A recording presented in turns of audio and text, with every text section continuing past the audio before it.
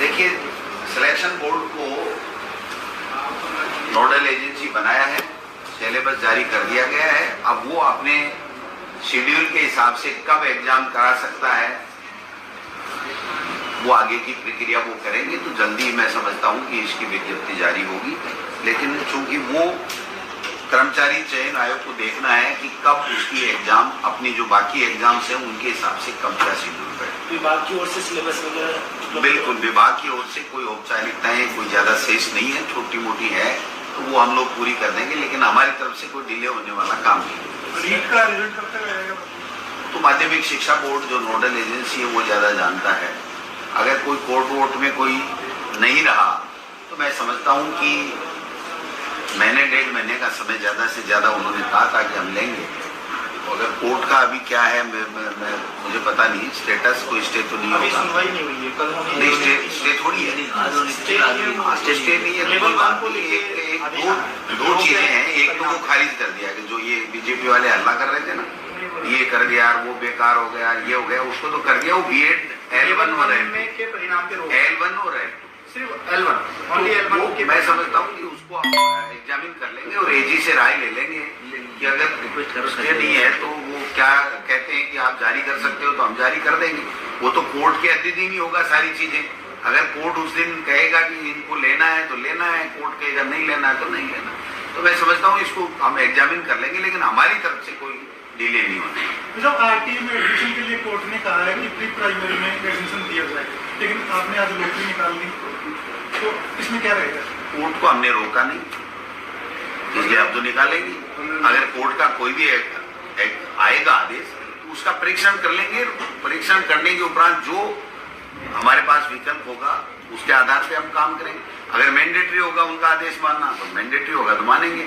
अगर हमारे विवेक में है कि हम उसकी अपील करें नहीं करें या क्या होगा, जब कोर्ट का फैसला आएगा तब उसका परीक्षण करके और उसके हिसाब से हम अमल करेंगे। आज हमारे पास जब आदेश आज की तारीख में है ही नहीं तो इन बच्चों को रोकने से क्या फायदा। ये फर्स्ट के लिए तो कोर्ट ने कहा नहीं है, उन्होंने तो कहा है कि प्री प्राइमरी में LKG UKG। तो ये चीजें बाद की बात है। आज की तारीख में ये जो अपनी लॉटरी निकाली है ये तो निकलनी ही थी। अगर कोर्ट का कोई फैसला आए नहीं आए, पॉजिटिव आए नेगेटिव आए या कोर्ट में होता नहीं होता, उससे इसका कोई संबंध नहीं है।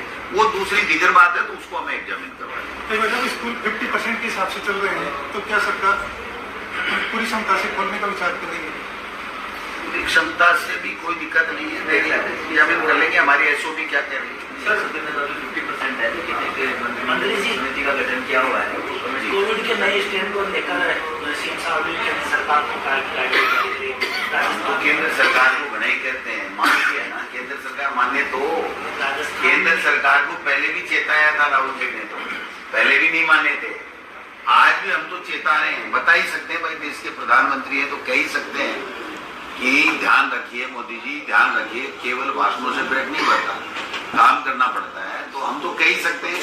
चेताया तो मुख्यमंत्री जी ने, अच्छी बात है, उनको चेताया कि साहब हम ऐसा ऐसा सुन रहे हैं, ऐसा ऐसा कह रहे हैं कि ये कोई तीसरा चौथा कोई वेरिएंट आ रहा है, तो आप देखिए इसके ऊपर, क्योंकि उसके ऊपर कोई भी SOP जारी करना या उसके रोकना, ये सब भारत सरकार ही कर पाती है।